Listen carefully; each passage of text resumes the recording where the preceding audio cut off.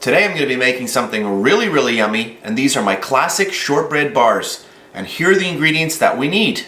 I've got 2 cups of all-purpose flour, 1 cup of butter, and my butter is salted. I'm using salted butter today. 3/4 of a cup of icing sugar. This is also called powdered sugar or confectioner sugar. 3 different names, but it's all the same sugar. So that's 3/4 of a cup of powdered sugar, and also 1 teaspoon of vanilla. So those are the ingredients, so let's get started. Okay, so the first step, we're gonna get all of our butter in here, and this butter is really soft. You can see I can just squish it down with my fork. The softer the butter, the better. There we go. I'm gonna take all of our icing sugar and get that right in there. So our icing sugar, also known as confectioner sugar or powdered sugar. There we go. Okay, I'm going to grab my beater, speed number 1, because I do not want a dust cloud, and I'm going to slowly incorporate the sugar with our fat. So I want to cream this together. Okay, so I've been mixing for about maybe 45 seconds or so. So that's really nicely creamed together. So I'm going to pour in my vanilla now. And I'll just get that mixed in. Okay, that's good. And now we are ready for our last ingredient, which is our flour. And I'm going to sift that in today. Okay, we'll move my mixer. Grab our sieve. Get all of our flour into there. Is sifting it absolutely necessary? No. But you can if you wish. You can see there were just a tiny, few lumps there. The mixer would have taken those out, but there we go. And then I'll grab my mixer again, and now speed number 1 again. And I want to be really careful because I do not want a dust cloud. And I'm going to start incorporating this. So I'll continue mixing this, and I'll be back when it's all combined.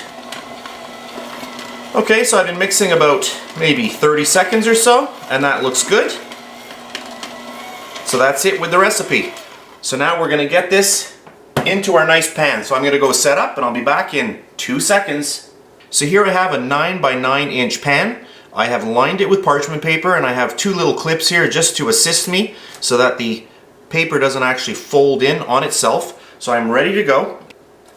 So now I'm just going to pour our lovely shortbread dough right into here. And then I am just going to start pushing it down. So I want it nice and even, right to the edges. So I'll keep doing this, and I'll come back when I'm done. Alright, I have just switched over to another tool here. This is a, pie slice remover.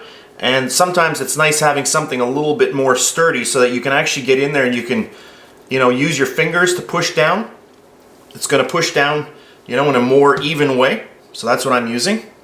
Okay, so I've just compressed everything nicely. I want to make sure that it's all nice and even, and there we go. Okay, so this has been chilling for about 45 minutes. So I'm just going to get my little pastry cutter. I'm going to first go down the middle, and I'm just going to line that up, just like that.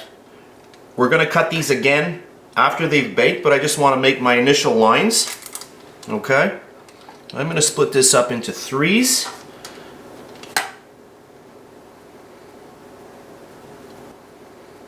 Okay, that's good. I'm going to grab a little skewer, and I'm just going to put some holes all the way along the tops. So I'll just continue doing this. I'll whip through this, and I'll come back when I've done everything here. Okay, perfect. So I have my oven preheated to 300 degrees Fahrenheit. I'm going to pop these in for about 1 hour. So I'm going to pop these in now, and I'll come back and I'll show you the final product. Alright, so I'm back. My shortbread baked for a total of 1 hour at 300 degrees Fahrenheit. And this is extremely hot. It just came out of the oven. So at this point right now, I'm just going to take my bench cutter again, because these cut extremely well when they're very hot. You can see how easily I just cut right through that. If you try to do this when they're cold, they're going to end up cracking. Perfect. I'm just going to go over my cuts again.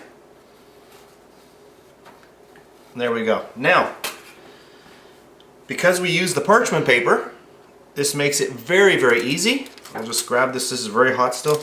I don't want to burn myself. And I can just lift these right out now.